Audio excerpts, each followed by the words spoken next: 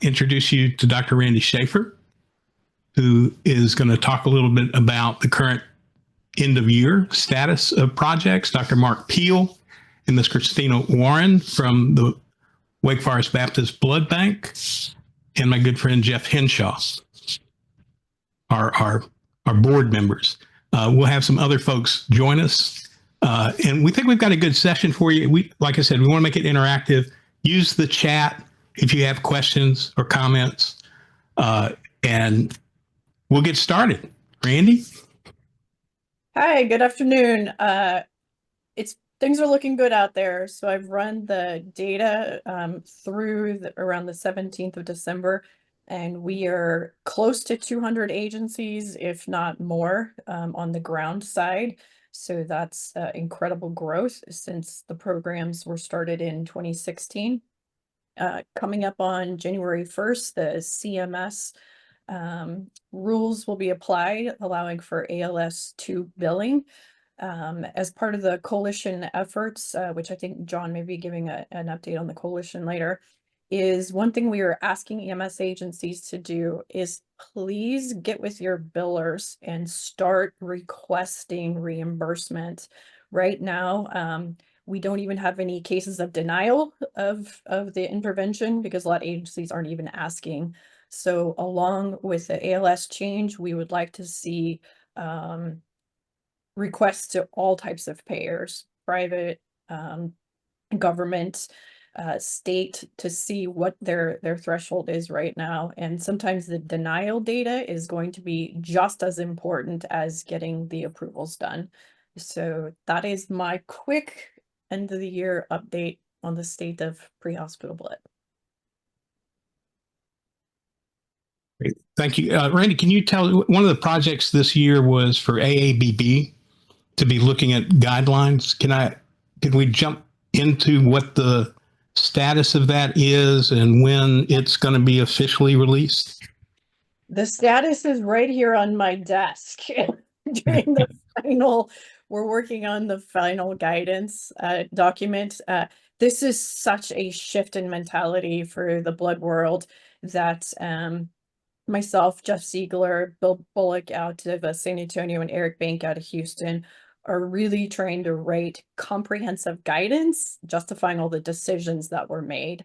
And with these guidelines, it will help EMS agencies and blood suppliers, whether that's a hospital or a blood center, work together to ensure that program standards are upheld.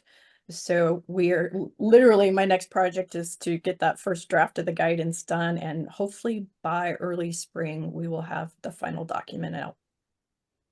And of note, if you haven't seen the draft, it is online. You can Google AABB, Pre-Hospital Transfusion Standards.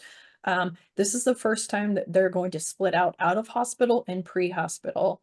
So just as you're talking with folks in the eyes of the blood world now, out of hospital will be those scheduled transfusions. So think hospice, LTACs, long-term acute care facilities, even some of maybe the oncology facilities are considered out of hospital. Pre-hospital is that emergency release blood given by air, ground. We've got 4 law enforcement agencies doing it now. So just to keep all the language straight, which is important as you engage with folks, out of hospital is not EMS, it is pre-hospital. And of course, we'll have more updates as the final guidance is approved. Very good. And in North Carolina, we currently have 15 online programs, 15, 16 online programs. I know in our last discussion with the EMS administrators and the presentation we gave back in August, that there are several agencies pushing into next year's budget, so a July 1, and are looking at logistics associated with coming online, which I think is great. Given 100 systems in North Carolina, you know, we certainly will probably be at the 20% level by summer, which is huge. And it's an ongoing discussion both with providers and supporting programs like their blood bank source. And so it's particularly important that we look at internally in North Carolina, what are our resources? So Christina Warren is the blood bank manager at Wake Forest Baptist. And Christina, do we know if your counterpart has arrived? I'm not sure. Is anyone here from the Blood Connections, Amber or Jerry? Hey, Are you on? Christina, can you hear me? Hey, Amber. Oh, great. Well, welcome. I see John Cromer's got his hand up. Let's go to him first, and then we'll come back to you, Christina. Yeah, I apologize, Joseph. I didn't mean to interrupt. The one other thing I'll add from the Prehospital Blood Transfusion Initiative Coalition aspect, there's a lot of disparity that occurs around the country on how EMS agencies are documenting their transfusions.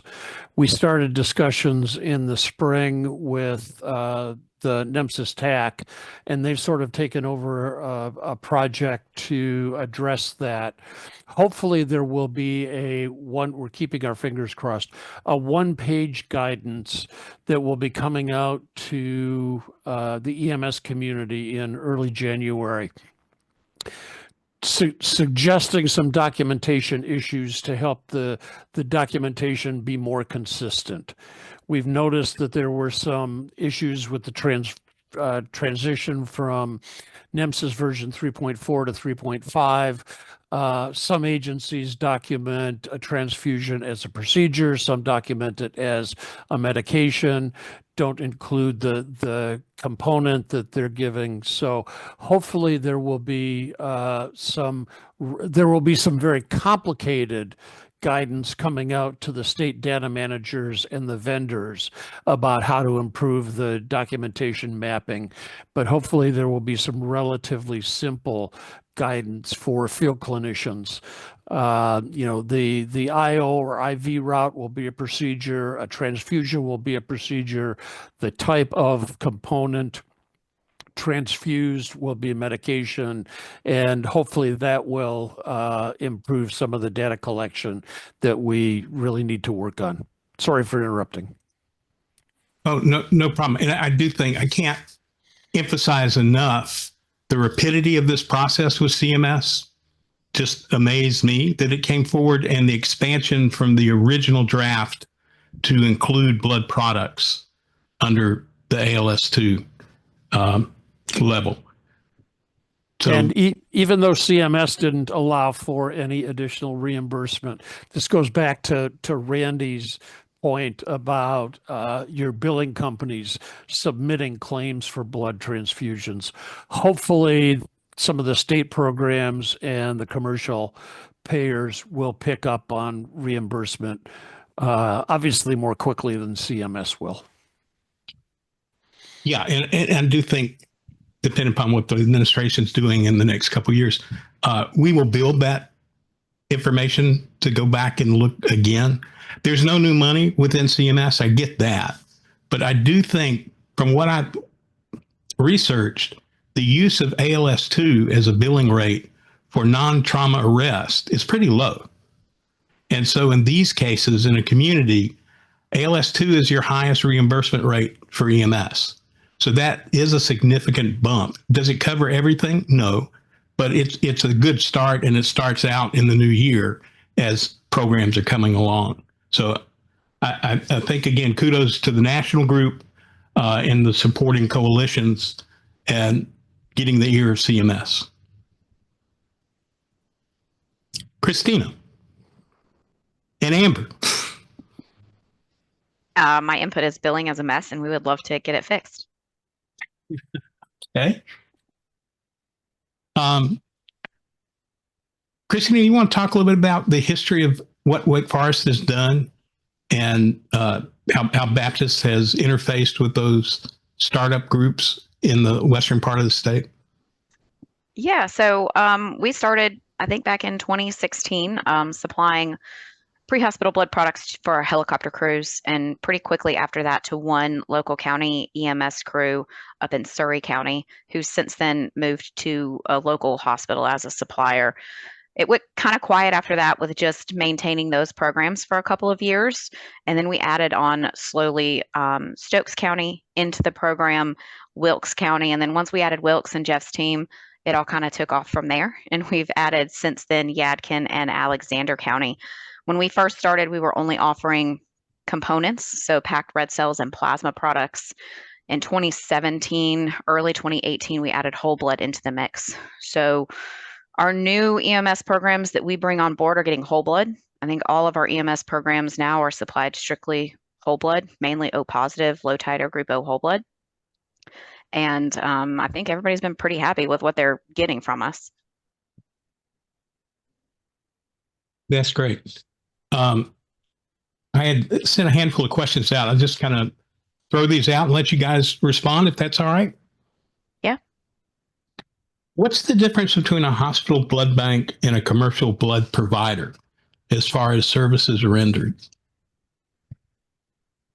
Well, I think as far as a hospital blood bank goes, it depends on the hospital blood bank that you're working with. Some hospital blood banks like mine might take over more management of the quality system and a little bit more labor intensive FDA monitoring pieces, as opposed to what Amber's team does, and I'll let her speak to that. Yeah, so just to give everyone a quick introduction, so I'm with the Blood Connection based out of Greenville, South Carolina. I'm the Senior Director of Technical Services. So we work with EMS bases directly, and then we also work with hospitals who provide, just like Christina does, out from their blood bank to EMS bases and air cares and things like that. So the approach that we take is very dependent on if we're working directly with the agency or with the hospital. So if we're working directly with the hospital, we essentially, manufacture the whole blood units and send it out the door to their facility. Like Christina said, they probably take more of a hands-on approach with like the quality system and regulations and things like that. On our side, if we're working directly with the EMS agency, we do work with them initially to make sure, their fridges and coolers and things like that are set up and they're in compliance with standards. But once all of that is set up, we have a contract with them. We do, confirmatory ABO RH before we send it out. We make sure it's low titer. Of course, it's tested as always with standards and FDA guidance. But after that, we kind of wipe our hands of it and say, here, we ship it to the agencies, and then from there, they work with either a hospital partner for rotation purposes or, for disposition. They deal with all of that on their side. Yeah, that's great. Let me ask, how do hospitals get their blood supply? So we get our blood supply from a blood supplier like Amber's facility at Wake Forest Baptist. Our primary supplier is the Red Cross, but we also do have smaller contracts with the Blood Connection and One Blood, because often one supplier cannot meet all of the needs of the community. Christina, as I interject, there's some questions from the chat. Can you go through and list again those EMS units or counties that we are supplying through our shop at Wake Forest Baptist? Yes, certainly. So currently we are supplying Stokes County, Wilkes County, Yadkin County, and Alexander County, and are in talks with Catawba County to get them started sometime next year. One more question that's come through from the chat. What are some of the arguments or sticky points, if you will, when EMS agencies start to talk to blood banks about pre-hospital blood? Yeah, so it's not a black and white world for blood banks. There's not standards out there. And if you're a blood banker, you are working within a very strict set of standards. We have right and wrongs. We have do's and don'ts.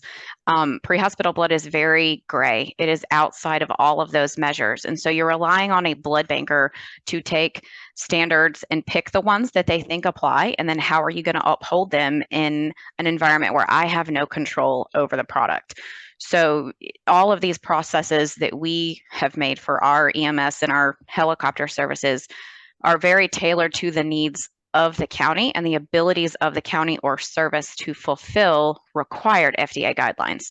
So you get into other hospitals and We have a very supportive medical director, Dr. Fade, who just wants to go forward and try things and do it. So we have a lot of support here to kind of create programs and makeshift and do those things. But you get into other hospitals who've never heard of this, don't really know how to uphold those standards, really need a guidance and really need those standards that Randi and the AABB are going to be putting out next year to be able to have some sort of framework to work within, to know their right and wrongs and yes and no's. And you also have Amber's team, which is great, and they will sell it directly to the agency. So my team buys the blood and transfers the blood around to different facilities and then maybe uses it in-house, and we take on all of the overhead for blood cost. And we're not off putting that onto any of the EMS agencies. Not all, barely any hospitals really want to do that. So there needs to be some way for the cost of these to be reimbursed down the line, especially in busier agencies. We're serving rural North Carolina, so our transfusion rate is not super high. We're not worried about, missing out on the billing products for these. But if you go to a busier hospital, it can get, I've seen how many they're transfusing in New Orleans. That's a lot of blood. That's a big cost. And so a lot of hospitals may be like, well, you can just get it from Amber. So just call Amber and then we don't have to manage it. We don't have to worry about it. And so I feel like at this point, that's kind of one of the pushbacks is we don't have to. So why would we? I want to stay on that theme about costs and cost recovery for hospitals in particular. What problems does that present, and what's been your experience with billing patients for receiving blood from an outside entity? So when a patient of ours gets blood products pre-hospital, 95% of those patients are going to an Atrium facility where I can actually issue the blood products in my LIS system. And then it seems to go to billing. However, it gets stopped in billing because billing has to match up the blood product charge with the actual transfusion charge. And since there's no transfusion charge for that unit, we don't actually end up billing that unit. I'm not a billing person, so I don't really necessarily care about that piece right now. What I care about is the traceability of the units and the fact that I have to know who those units went to. I have to know where they went. So really for me, the issue comes in when one of my helicopter crews takes somebody to a hospital in Virginia. That patient's not in my medical record system. How do I document that unit of blood went to that patient? What if that unit has a look back on it? How do I contact that patient? So we really have to work closely with our EMS agencies to make sure that we have contact information for all of these patients in the charts that I get from the EMS agencies so we can fulfill our FDA obligations on the back end. And in the chat, we're getting some questions about mechanics. What my friends in Georgia have experienced, and I don't know if they're on the line with us, is hospitals cannot recover costs through a hospital charge for patients who receive blood from non-hospital-based ambulances. That's a sticking point within CMS. And that's a problem, right? I mean, especially in a rural community, the quickest path to get your blood and maintain your program is to partner with the hospital, which you can do. But it becomes a cost center for the hospital. And currently, I mean, you guys, the cost of a pint of blood is somewhere between, depending upon source, $500 to $800 a pint. Is that fair? Yeah, it's fair. So there is another movement coming out of Georgia to go to the, through their representatives, to ask CMS to look at maybe having a mechanism. If you're a hospital-based ambulance, it's all considered under one roof. But if you're a community ambulance and you're providing these services with blood that may have been obtained and delivered through the hospital, they don't have a recovery mechanism. That doesn't seem fair for those who are trying to get started, especially, given the typical allocation of blood in the field. I also want to ask both of you guys, what do you think the impact is on supply chain for whole blood for how much is EMS? How much do you think EMS will impact the availability of the global supply of whole blood? Oh, this is Amber, speaking from, the blood center side, in my experience, we, pursue a production plan. We know what we're using in EMS and kind of forecast the growth year over year. And so for us, it's not an issue. But all that to say, like PBM and things like that within the hospitals are becoming more of a thing. And so over time, I think hospitals are being a lot smarter about even their component therapy. We see decreases year over year in a lot of very large health systems and their utilization. So as far as supply, we do not see that being a problem at all. Like, we think that it will essentially even out, and we can just pursue those specific donors as the demand increases. I know, like South Texas, they have a program specifically for this, the whole blood program. We don't do that just because the demand is not high enough at this point, but we've had no issues at this point. We don't really foresee that in the future. And Right. from a hospital standpoint, of course, I buy my blood from the Red Cross and Amber's team. Because of how we manage our EMS agencies, it's all my blood, and I cycle it through where I see fit. I can use my shortest dated blood in-house and send my fresher units out, and I can keep the inventory cycling, as opposed to if an agency is just buying blood and having it waste. So I would think that the impact to the supply would be negligible, as long as the supply is either being used or rotated through to other facilities who could use it when it becomes short-dated product.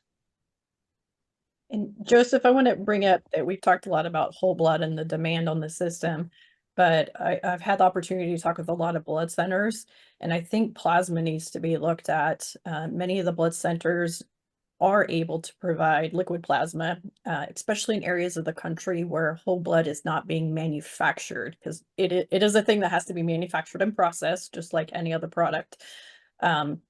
So taking that barrier away, that while whole blood is likely the best choice, we don't want agencies to wait, for perfection when we've got some pretty good alternatives in plasma and or packed cells out there that they can meet, and it's a lot cheaper. So I want to make sure we don't get blinded that that's the only option out there. Yeah, thanks for that. And I think most established systems have trained to use either fluid, whatever they can get, whether that's through the commercial side or the blood bank. That they've got to be flexible, because as we've noticed in the last year, there occasionally a glitch could occur on like the data system, and that could slow down distribution. We've had a couple of questions in the chat. Art, I don't think the change in CMS for 2025 will have any impact on hospitals' ability to bill. I think that's purely within the power of the ambulance billing program under CMS to expand the 7 magical items that equal an ALS2. So Robert asks, is there a benchmark for usage in EMS, such as X number of units, X population, or some way to predict?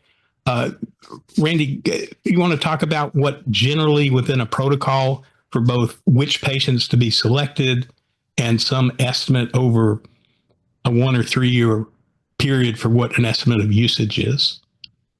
Yeah, so starting off, looking at some of the trauma data is an easy place, because we know we track trauma data pretty well. Looking in San Antonio, when we looked at the MTPs in the hospital as an easy place, and then backtracked where did those patients come from in the city, just as a place to start. And then EMS took a look at those patients that met transfusion triggers. So they were hypotensive, tachycardic, shock index greater than 1, even end-tidal CO2 less than 25. When you kind of reverse engineer both of those, you're able to identify a potential population. The other piece I'm encouraging agencies to do is National Highway Transportation Safety Administration is really starting to look at some of the fatality data. They have nice maps across the country where, patients are dying before they get to the hospital or shortly, after arrival to the hospital. And then you overlay those on a map with all those survivors, and it starts telling a nice picture. And we're doing that in Omaha, Nebraska, where we took these different data pieces, and it clearly started to show hotspots of where they ought to look at prepositioning some of their blood. Those are a couple methods. I see the next question in the chat is about liquid plasma, and that's Ben. So it varies across the country depending on where you're at. There's actually a great paper out there that looked, because liquid plasma lasts longer than, once that plasma is defrosted. I've worked in rural facilities where I've been yelled at by the blood bank because I made the call to defrost the plasma, and then we didn't end up using it because the patient went out, and then they got all mad at me about getting some of the hospitals to integrate liquid plasma more into their inventory, and it was actually decreasing the waste of plasma. And the blood banks will sell liquid plasma. They don't deal in FFP. So those are options out there. And hopefully I captured both of those questions. Yeah, for sure. And there's I was giving the context for that at Air Care. We get our blood from hospitals, and we've carried RBCs for a long time. And the Pamper trial is really good data for using plasma first, but the hospital didn't have liquid plasma to give us, so it created a challenge there. So we're been slowly trying to move toward whole blood, which is going to be in the very, very near future. So awesome. And Ben, where are you located at? I'm at Chapel Hill. I'm the medical director for Air Care. So we're moving toward whole blood early next year. And then I'm also medical director for Air Life, which is a community-based program. So they get blood directly from the Red Cross. So they've had plasma for a long time and have had whole blood available for the last year or so. So it's just, where the blood products are sourced from makes a difference in terms of what you can get, which is an interesting logistical challenge. Absolutely. In the map that I've previously published, I mean, you see the geographic clusters of where programs are popping up across the country, and some of that is scope of practice and some of it is access to the blood supply. And that's why we're going back and trying to offer different options to EMS. That whole blood is amazing. It works great here in San Antonio, but we haven't been able to reproduce that across the country. So we want to give you a pick list so that you don't hold back on starting programs waiting for that liquid gold. And I think one of the unique things that started in San Antonio, which I think would work in large populations, large communities, is a Heroes in Arms program where take your 500 firemen or 300 fire folks and your EMS folks, have a time to type them to know what variety you have in the ranks, and then encourage them to donate. And I follow that up with the San Antonio program really has addressed a lot of the PR issues. It's a community-based program. People get registered as a hero in arms, and they get notified when their blood is used on patients. So, and they typically, they look at donations 4 times a year. And then from a business standpoint, I think the fire department gives comp time for some period, some number of hours to encourage that. I do think it's inherent for pre-hospital programs to support donation and host donation. Amber, you guys, that's kind of your business. What's involved? How do they reach out if they want to do a local donation program?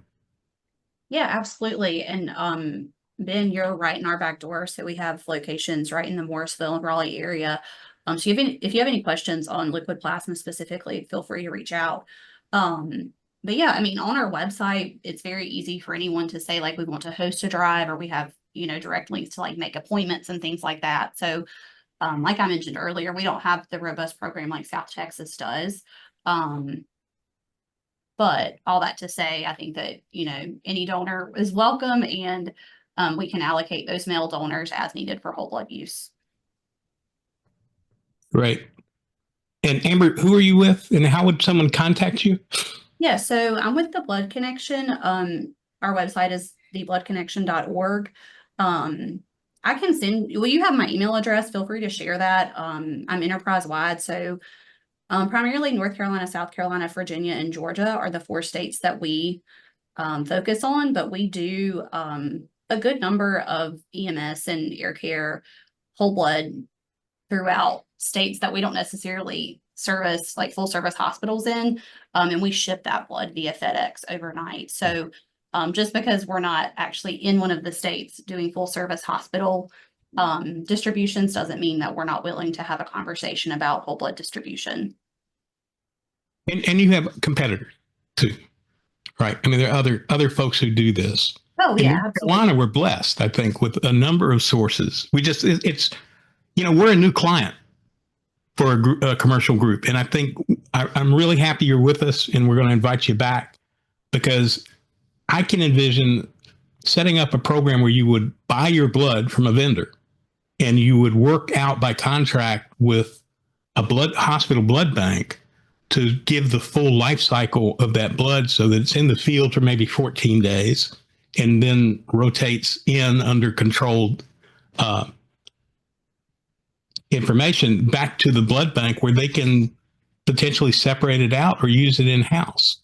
And Yeah, from the that's exactly stewardship. what we do. So that's a great example of what we do. You know, Christina, we're friends, so she's a unicorn in that, you know, she has a blood bank who is willing to, you know, embrace all that entails of like distributing the blood to all the places. So most hospital blood banks are like, we do not want to touch that. And, you know, we get it, but all that to say, I think to be good stewards of the blood supply, we have to be responsible about it. And most of the EMS bases that we work with directly do have some sort of partnership with a bigger hospital locally in their service area that they can, you know, let the fresh whole blood ride for 2 weeks or 18 days or whatever that looks like, and then send it to the hospital to be used. That's great. I think this whole program reminds me of moving from basic life support to advanced life support. There's a whole networking component. I mean, the whole blood banker world is a new tribe for EMS to deal with, and you have your own regulations. And with Randi and John's help, the actual guidelines are more usable for us to get this product in the field safely and to monitor what's going on. I would also encourage folks on the call that if you have model policies and programs to deal with things like serum reactions or how you monitor your logging system and maintain the FDA required stuff, please feel free to visit our website or contact me directly, and we'll get if you want to share your materials, we'll set that up. Because most folks are just starting out in misery and joy's company. I know my friends up in the Tidewater area of Virginia have been very helpful to provide with what they're doing. And they're in a position where they're buying their blood and working a deal with the Naval Hospital to be able to process it as it ages, which I think is huge, as well as they're doing blood collections out there. We work very closely with David Long up at Tidewater. And he's been essential in getting a lot of EMS bases up and helping with that. He has a great program that he runs in Virginia. And so if he's willing to be a resource, he's a really great resource in getting these things up and going. Yeah, we share that misery often, and we talk often. And I know Virginia's growing their program. North Carolina is looking for lessons learned from anybody. And if you can rip off and duplicate, as my friend Peter Antebi says, I'm all for it. Anything else out of the chat, Jeff? Yeah, I'm sorry, I'm not Jeff, but so Robert was asking about agencies that have flipped it and take the blood at the end of the life cycle so it doesn't have to be sent back. Yes, another great model that's emerging is that it takes away the need to rotate it back to the hospital if the agency gets it towards the end of its life cycle. So yes, another promising model that's emerging across the country. There was also another question about who do EMS agencies partner with in regards to blood drives and things. Just like posted in the chat, Wilkes EMS that I'm very proud of for our program here Jason, David, and the crew are hosting one even as we speak today, and the American Red Cross is the source and the vendor that we're dealing with there today. Let me close out this segment with a question about giving blood to females of childbearing age. Does that present an issue? That would depend on who you ask. For us here, our standpoint is no. The need for blood supersedes the need of potential RH alloimmunization down the road. Here we will follow everybody and do any kind of follow-up testing that may need should that happen. But the majority of our patients are men. We have given RH positive blood to females of childbearing age, even children now in the hospital. So we are not restricting RH negative blood now at Wake Forest Baptist to anybody. Everybody is able to get the low titer O whole blood as needed, RH not specified. I'll comment on that, Joseph, too. At Thor in Miami a couple months ago, one of the keynote speakers was the president of an organization called Allo Hope, who represents women who have faced RH allo immunization in their pregnancies and have realized that there's not a lot of knowledge about it among pediatricians, obstetricians, and others, and seek to educate the public on it. And they, as an organization, are supportive of the use of low titer, even O positive whole blood for the treatment of trauma and postpartum hemorrhage in women. So there's more to come on that, but I think people are advocating that when someone's bleeding to death, they need blood, and that the low titer O positive is an acceptable option. Randy, do you have any, you want to comment on that? Yes, if I am bleeding to death, please give me low titer O positive whole blood. I was eligible for it in the combat zone and all my deployments, yet I drive down the interstate here and I am not eligible for it in some jurisdictions. So that gives me pause. So I will say on the flip side of that, we have seen, not being just a trauma center, but also just a major medical center, we have seen severe cases of HDN due to anti-D that we have managed here as well. So I will say the chance is low, but if it does happen, those cases can be managed now medically. So we have seen healthy deliveries of babies who have suffered from, anti-D alloimmunization. So once we discover it, we definitely contact the obstetricians. We make recommendations and we follow those women to make sure that their babies aren't harmed. And I see Zaf is commenting from up in Pennsylvania at Penn. In Philly, they're using low titer O positive, I guess, Zaf, and then you're going to extend that into your pre-hospital teams as well.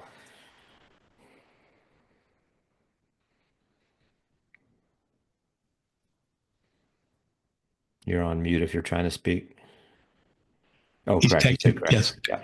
I will say one of the highlights, and I'm sure it'll be on the calendar in 2025, is STRAC in San Antonio hosts a one-day blood program. And we got to hear this year from Dr. Yazer, who, in my opinion, is probably one of the world experts in this issue. And I was shocked. I mean, it was, the percentage is extremely low for conversion. But as Randy said, if a female is an extremis and hypotensive or hypoperfused, it's more important to fix that with a unit or two of blood. And so far, the science hasn't said that creates a problem downstream, but it obviously it's a hospital issue in the in their care to monitor what happens. And what he said is basically we monitor them, we test them up to 6 months, and if there's no conversion issues, then things go on. But we deal with a lot of urban legends. And first, thank you both, Christina and Amber. Stick around. I'm going to pivot over to Dr. Piehl and let him give us some information about the challenges and the literature and the status of controversy.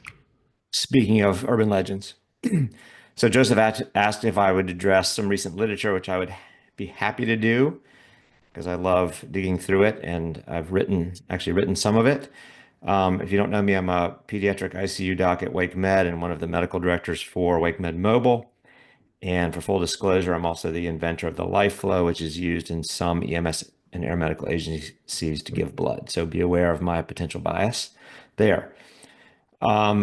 This Facebook post came up yesterday, speaking of controversy, referring to the article in the middle and questioning the practice of pre-hospital blood. This is a medical director. I'm not sure from where exactly, Joseph, maybe you remember, but basically in some ways comparing blood potentially to the mass trouser frenzy back in whenever that was, the 80s or 90s, wondering, do we have the evidence for it being safe and effective yet? And concluding that maybe, as these two authors do in two recent meta-analyses or reviews, we don't have the evidence to begin widespread pre-hospital blood programs.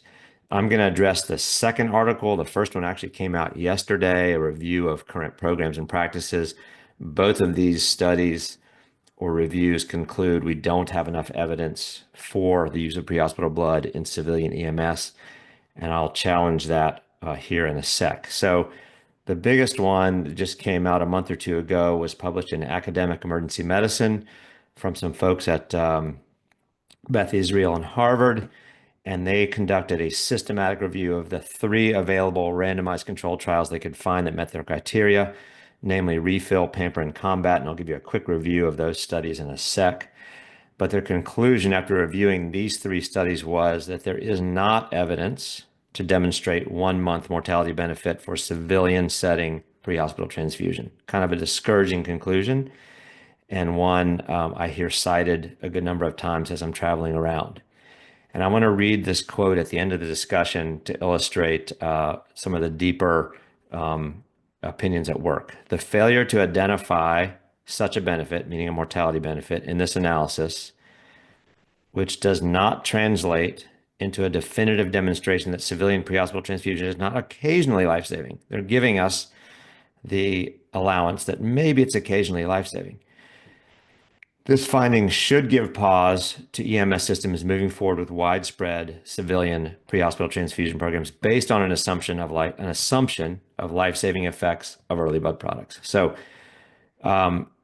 these authors conclude we in standard rural and urban civilian EMS settings maybe should not be jumping on the pre-hospital bandwagon. The 3 studies reviewed were these. So if you remember, Refill is the big randomized trial they did in the UK, looking at pack cells plus freeze-dried plasma versus saline only in hypotensive trauma patients. Interestingly, this was an all-air medical study. There was a long 90-minute interval from EMS crew arrival to hospital arrival, 90 minutes. And this study showed no difference in outcome between blood products and saline in that population. I could talk about this for a while. We don't have time, but there are a number of significant drawbacks, making it not comparable to our own US, especially urban environments. The Pamper trial that was mentioned just a minute ago looked at plasma and in some cases some packed cells thrown in versus standard care in mostly air medical transport. A lot of those were interfacility with a 40-minute pre-hospital time, and they did show, as you might expect, improved outcome for the patients who got blood. 23% mortality in the blood group or the plasma group versus 33% in the standard care group, and 30-day mortality or mortality to hospital discharge is one of the key endpoints that people are looking at, which makes sense. And then the Combat trial done in downtown Denver looked at freeze-dried plasma versus standard care, which was saline, in urban EMS with penetrating trauma, where they had ground transport only, about a 30-minute total pre-hospital time, during which they actually had to thaw the plasma in the ambulance, and they showed no difference in outcome. Interestingly, both the Refill and Combat were ended early. Combat for futility, Refill because of COVID, they could not enroll enough patients. So there aren't big, robust, randomized trials of blood products in urban civilian EMS. And I keep using the word civilian because there are good military pre-hospital trials, namely the medevac trial, that showed benefit for transfusion if it was initiated within 15 minutes of arrival of the medevac team. I'd like to point out, I'm an author on this study as another disclosure, but there is actually a study that shows the benefit of pre-hospital blood. This was the New Orleans trial called Faster Refill, and it was a play on the refill word here on the left you see, because they didn't give much blood in 90 minutes. It wasn't very fast resuscitation. So in New Orleans, they're giving pack cells plus TXA plus calcium, which is called the Advanced Resuscitative Care Bundle.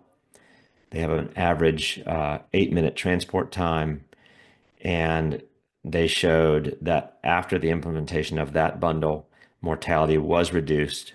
Odds for mortality compared to standard care was 0.2, a significant, clinically and statistically significant reduction in mortality for those patients with penetrating trauma plus hypotension who got blood.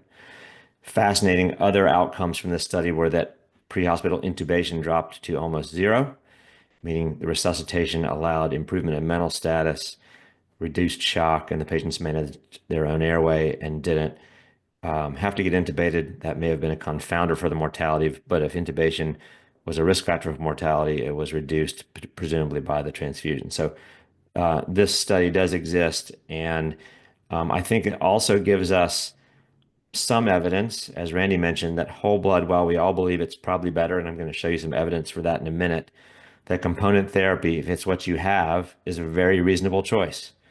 Pack cells alone, pack cells plus plasma, or even plasma alone are probably better than a non-resuscitation or a saline-based resuscitation. And so I think it's worth noting that whole blood's great, but it may not be worth stopping the rollout of your program if you can't obtain it. If you want to hear a little bit more about both of these papers, the World's OKS Medic podcast, Peter and I were on there about a month ago addressing the systematic review, to which we wrote a rebuttal in Academic Emergency Medicine, which you can read online. This podcast reviews the debate, and it was actually kind of fun. And then Dr. Jarvis on EMS Lighthouse and Flight Bridge Ed podcast just reviewed the New Orleans study, I think last week, called The Bloody Details. And it's a great review of that study. He, interestingly, even as a methods and self-admitted data nerd, concludes that after this study and several others, there's not a need for a randomized controlled trial of whether we should use blood in the field or not. And that's one of the conclusions of 2 of those systematic reviews. We probably need randomized controlled trials. I believe that there's a lot of things we can randomize and test, type of product, TXA, calcium, you name it, but whether to give blood or not is probably not ethically conducted anymore in a randomized fashion. Both of these podcasts are worth listening to. I thought I'd review quickly 2 other interesting recent papers, specifically on whole blood. This came out of South Carolina, was presented at one of the Southern Surgical meetings recently. And they looked in, I believe this was in Spartanburg, yes. They looked at all of their data on blood administration in their level 1 trauma center for patients who required a massive transfusion. They didn't actually define their MTP, but presumably that's patients who had an MTP called or got 8 or more units. And they looked at the value in these patients coming into the trauma center of getting 1 unit of low titer blood or more versus component only therapy.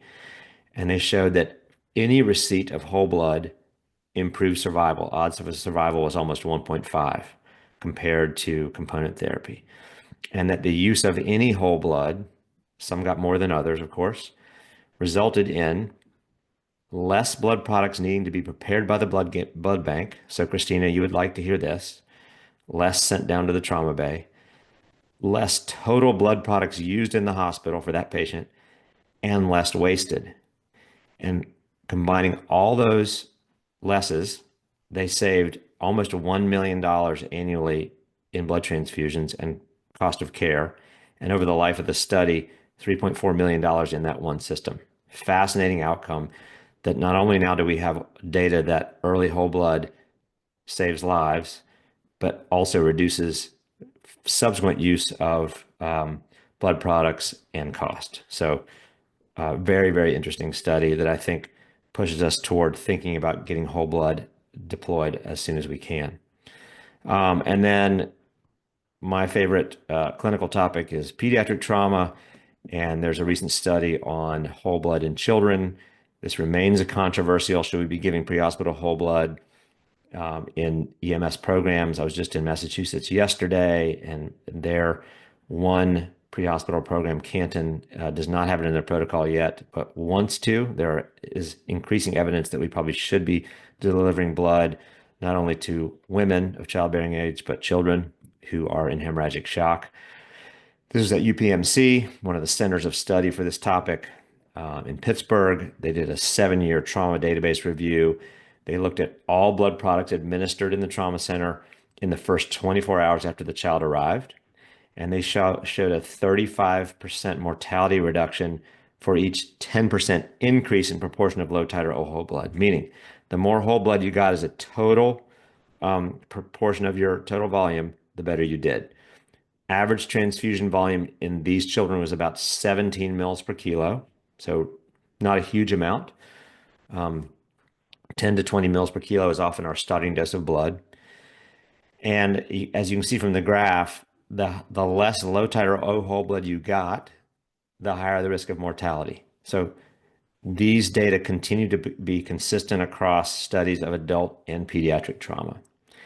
I thought this tied nicely into the NHTSA publication that was released recently looking at pediatric trauma and pediatric deaths from MVCs. And they concluded that among last year, the 1,000 children who died in traffic accidents, half of those were alive when first responders arrived at the scene. And we know that hypotension in pediatric trauma is the single biggest risk factor for death in a pediatric trauma patient. So presumably a lot of those half may have benefited from earlier transfusion in the field. So one more bit of indirect evidence that we should be considering adding pediatric indications to pre-hospital blood protocols. And then lastly, many of you may have been on the Florida NAEMSP webinar last week where Holly O'Byrne presented their DC fire data. I thought I'd just reshare it here. I have her permission to do that. They're a fascinating program that's been up and running less than a year, I believe. And here are their actual numbers as of this month. So they've treated a total of 174 patients so far. Most get 1 unit of whole blood. Some of them get 2. They do give calcium and TXA to most of their patients. You can see on the right bottom box, average pre-administration systolic is 80. So if you note here, penetrating trauma is 80%. Penetrating trauma plus systolic hypotension means very high risk of death. At arrival to the hospital, their post-administration systolic is 112. Shock index has come down to almost normal, and title's improved, heart rate's improved, and their mortality, if you take out the in-the-field arrests, the traumatic cardiac arrests, is 6%. They're showing quite an impressive mortality number. There's no comparator group yet in this data analysis, but they're showing pretty impressive mortality for blood in the field in relatively short transport times, as low as 3 minutes, when many folks would say, no, we're too close to the trauma center, don't bother giving blood. They're actually able to accomplish that and reduce their survival from a largely penetrating trauma mechanism of injury. Interestingly, they do also have about 15% medical trauma, obstetric and GI hemorrhage in the mix here as well, which is something that still needs more study, but I find fascinating. So lastly, I'll just note that the New Orleans data that I mentioned to you is now being compared through this 2-lane database, the PAC cells to agencies giving whole blood. Some analysis of that is in the works as we speak, and it'll be fascinating to see what the outcomes are when all other things are relatively held equal, but PAC cells versus whole blood is studied. So I'm going to stop there. Joseph, I've not seen the questions coming through, so I'm happy to take any that you have seen come through the chat. Thank you, Mark. Great presentation. just discussing some feedback on the studies that you mentioned. What I'd like to do is go back to our panelists collectively. Anything you've thought about that you want to mention now, and then we'll open it up for questions from the audience. And I do see a couple chats here I want to address, Joseph, after go ahead. other panelists talk. So okay, fine. Mark, take it away. You know how I feel. Well, Zaf, who is a friend and knows the UK medical system well because he trained there, points out that non-HEMS paramedics are not allowed by UK law to administer blood. So they had to wait for the critical care team to arrive to give the blood, fascinatingly. So one benefit we have is that we can administer blood as soon as the trained blood medics, as they call them in New Orleans, arrive at the scene. So that's an interesting point, Zaf. That was the main one I was going to address, Joseph, unless you've seen others. No, I think that's it. We had one pop in about freeze-dried plasma and what's the future look like. I'll leave that open to you guys if anyone wants to comment. I think Randy's up on that one, probably the best. The future's looking bright. So either whether it's spray dried or freeze dried, so just dried plasma, probably 2 years or less away from hitting the US market. There's some interesting new models on how to get it out into the communities. And some local, or excuse me, US blood centers have signed on to help manufacture and produce some spray dried plasma. So we're close and we need it because I really believe that is something dried, you know, whether I think plasma is probably the closest to hitting the finish line. I think synthetic whole blood, some others are probably a decade away or still further. But that is how we cover 11,000 EMS agencies in this country, is when we can give them a low-cost, shelf-stable product that lasts for years. I think that will be the next game changer. I would be curious from the audience, are people, these articles that kind of push back on the lack of evidence, how is that impacting people's ability to move forward with their own program, or your own personal view on whether it's something we should be doing or not?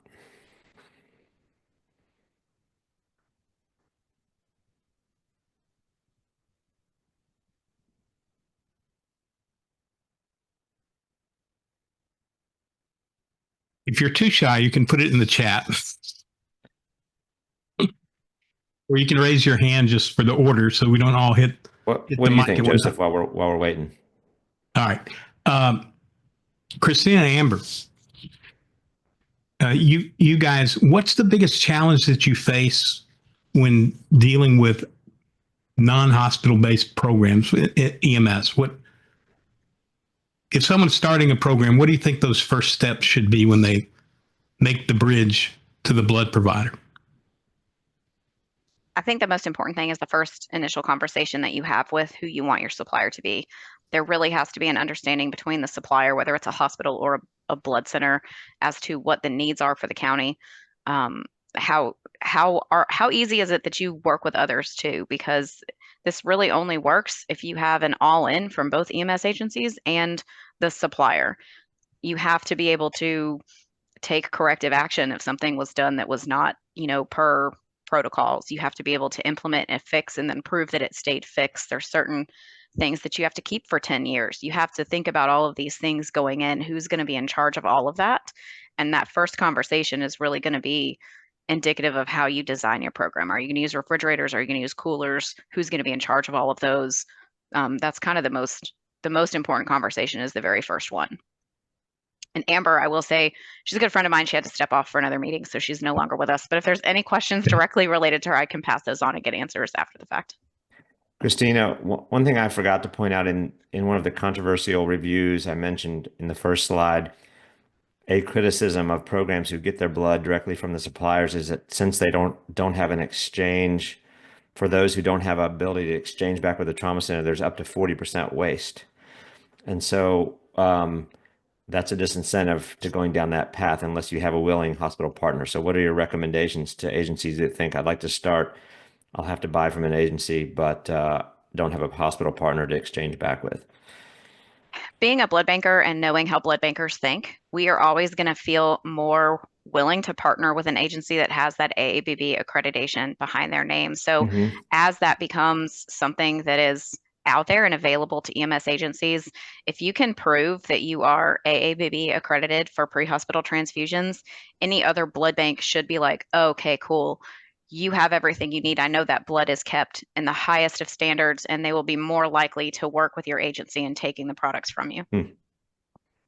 And I think technology has really accelerated in the last 5 to 10 years. You know, even from when I left the military, the space has grown so much that a lot of the concerns the blood bankers have, we've taken away with solutions that meet the requirements. So it's not just showing up with an igloo cooler, you know, taking their blood away for days, that we can meet the standards through the use of technology.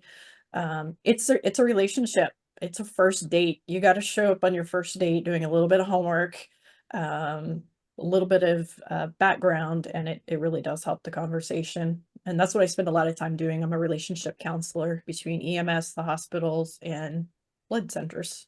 I think, Christina, would that be a fair description of what I do? Yeah, you're basically a facilitator and connector, right? You're my human resources liaison in the pre-hospital blood community. And you're my blood unicorn. Well, all right. Kumbaya. There was a question, and Randy or Christina can answer this.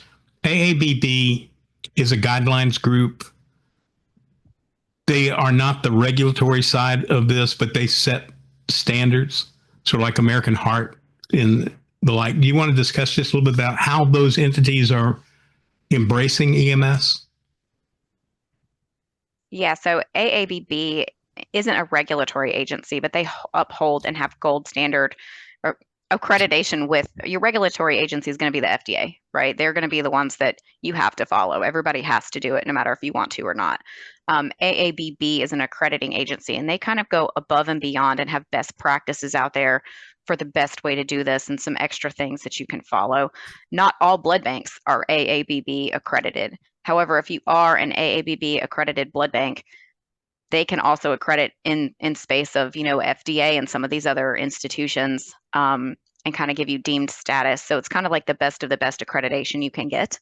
And they will be the only institution or accrediting agency out there with pre-hospital standards once they're published and out there. So from a blood banker's perspective, the main thing for us is how do we know that the blood is stored at the appropriate temperature for the duration of the unit? We have to know that. So even my own internal policies, I can't just order blood from any blood bank that's out there. I have to actually qualify every single supplier that I use. So that's going to be the issue that a blood bank is going to go into when accepting blood from an EMS agency is how am I going to qualify that EMS agency as a supplier? And a really good way to do that is to make sure that they're AABB accredited. And that accreditation is what we're working on now. So it's not currently available. And by next year, it should be. Again, requirements. The accreditation is not currently available. Once the standards are published next year, accreditation will be an option, but it is not required. So we just want to make sure as the standards go out that it is not a requirement, but probably a good idea if your agency is able to do it. Because there is a cost with accreditation, just like every other accreditation that you get. You pay a joint commission to come in and inspect you. You pay these different folks. Yeah, I think what's important on the horizon is it addresses EMS as a provider agency under those guidelines, whether accredited or not, just following the guidelines because of the heavy FDA components. FDA can come in and inspect equivalent to the DEA on controlled substances, and we are familiar with that.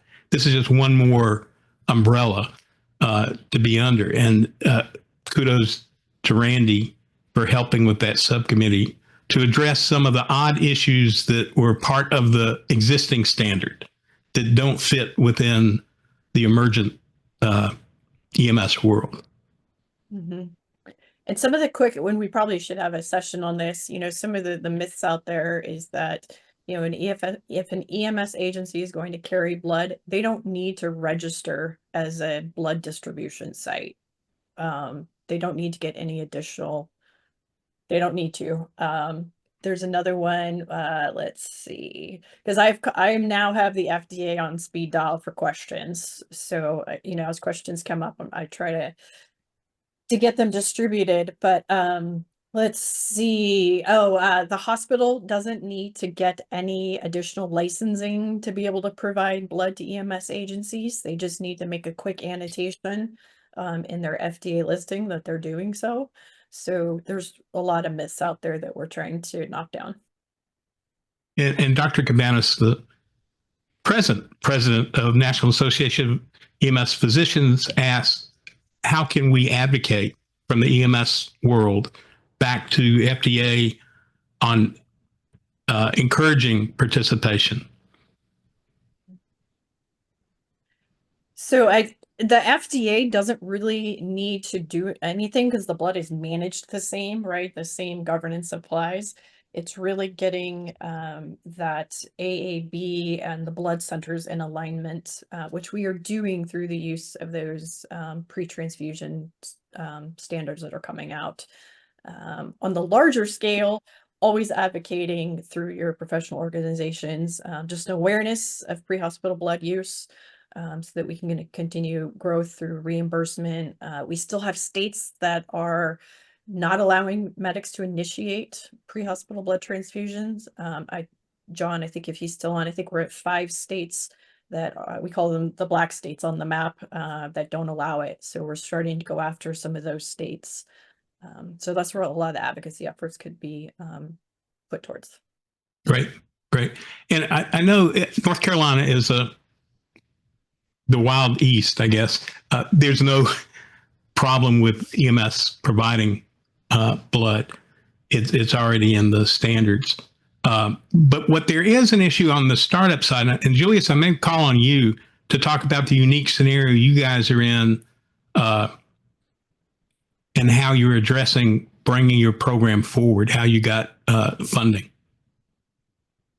Sure, yeah. So we were lucky under the aspect that we have a foundation where we were able to go to for Novant Health. We are a hospital-based EMS service. So the use of our in-house blood bank was easy to lift for them. Our critical care department already carried blood and blood products and whole blood. So we've gone and kind of worked in tandem with them and the blood bank at the hospital, and then got funding from our foundation at Novant. And so we're still waiting for equipment to come in, but we're looking to go live mid-February. Right. And I do think, at least in North Carolina, it's the startup costs are significant for most agencies, and it may take 24 months to get a program approved in a budget to deal with, fresh fiscal year that's out there. We are very blessed for those who have started up to learn the lessons that they've gone through of how things get managed and logistics and the like, the case histories of application. Throughout this year's journey for me, there was a lot of folks started out with adult only trauma and then came back to look at why not expand utilization to GI and OB and pediatric patients. But it's like anything else new in EMS. There is a process, there is responsibility, and you've got to start somewhere. And I think with the handful of new adopters that are out, early adopters that are out there, we've got a base to learn from collectively. And across this webinar, we've got multiple states and multiple entities represented. I do appreciate that.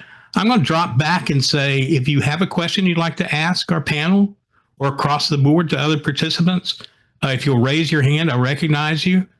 Our group tries to put these programs on. We're aiming for once a quarter. I hope the topics were good for you. We've got a mix of commercial vendors in the group, as well as medical directors and system managers. both in North Carolina and afar. We really are trying to make this easier for adoption, standardized protocols, standardized procedures, dealing with misadventures like a serum reaction, having a standard in place to deal with the quality improvement related items. It's a lot of moving parts, and it takes quite a commitment for an agency to move forward. Items from my panel? I'm gonna start writing away. If you could all see the red on these versions and the markups as we're getting the standards out. Folks are working really hard on it. Well, very good. I encourage you, go to our website, join our mailing list. We sort of captured you when you signed up for this program. So you're going to get some information from us as we pop back up. We are on just about every social media platform that's out there as things occur. And if you have information you want after the fact, feel free to look me up or back through the website. Thank you all for attending today. Happy holidays.